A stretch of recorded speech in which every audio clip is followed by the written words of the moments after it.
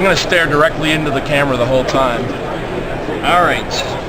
So, how much free reign on Teen Titans do you have when it comes to using characters from other titles, like Blue Beetle, from other editorial stables like Robin?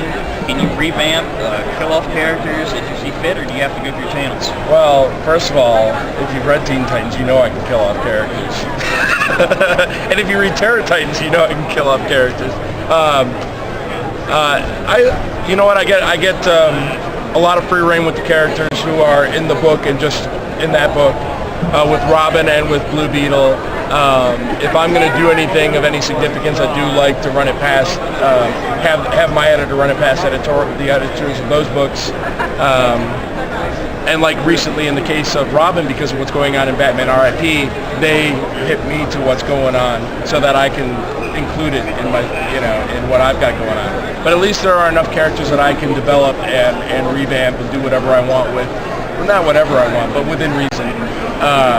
That I don't have to worry about, I'm not really getting to sink my teeth into Robin. I get to tell the Robin that they've got there now, and that's fine with me because I like that character. I think he's interesting without having to do any major changes with him.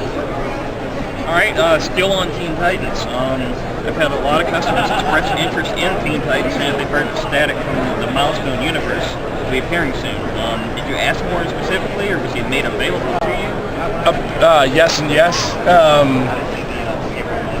Originally, when they asked me to take over the book, they had a team set up, which is the team that you see in issue 50.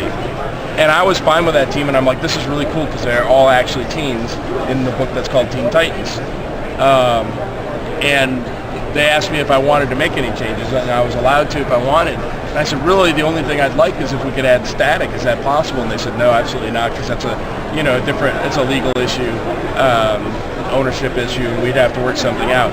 Well, at the time, they were in discussions already with Dwayne McDuffie about the Milestone characters, and eventually, everything worked out, and so now we get him, and I'm really excited about that because I think he'll make a really great addition to the team. All right, Spider-Man Loves Mary Jane. I've heard of it. A very different tone of book than what I'm seeing with Teen Titans. Where does that come from? Where does that side of you? Where does it come from? It's kind of. It's just kind of the fact that I like writing all aspects of teen life. I think that like when you're a teenager, it's almost like this is a really corny phrase, but it's like a petri dish of humanity. It's like you have all the possibilities ahead of you. All of your emotions are on overdrive, and there's and there's so much still to learn about the world. And that's what I think. That's why I enjoy writing those characters, because adult characters are smarter than me. So they're hard to write.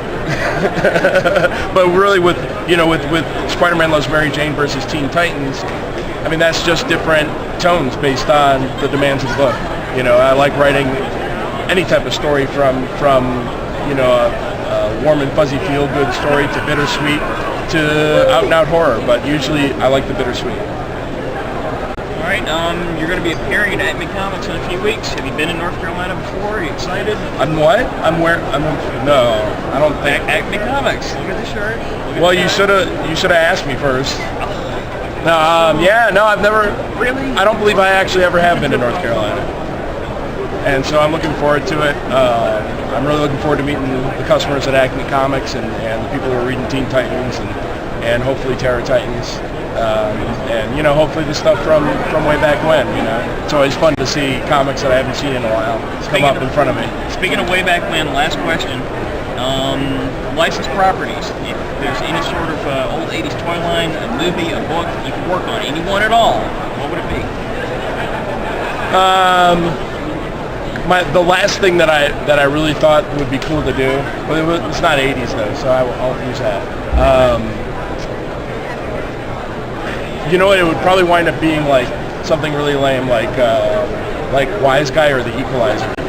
You know, not even like cartoon properties. Yeah, no, I know. Equalizer. The Equalizer. I love that show. I know what that is. That show was serious business. Yeah.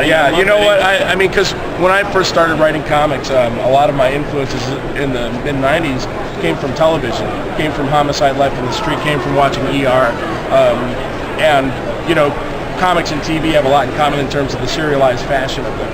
And so I always try to bring that sensibility into comics. That sort of, you know, the really best TV shows are like crack, you know, and you just have to get the next one, and that's what I try to bring in comics, and that's why I'd like to do something that was like that used to be a TV show. Or if we were in the '90s, I'd like to do, you know, Homicide or Prophet, if you remember that show, it lasted 7 episodes, and or you know, going more recent, The Wire. You know, I thought that would make a really cool comic to continue the lives of these characters and you know, all the epic things going on.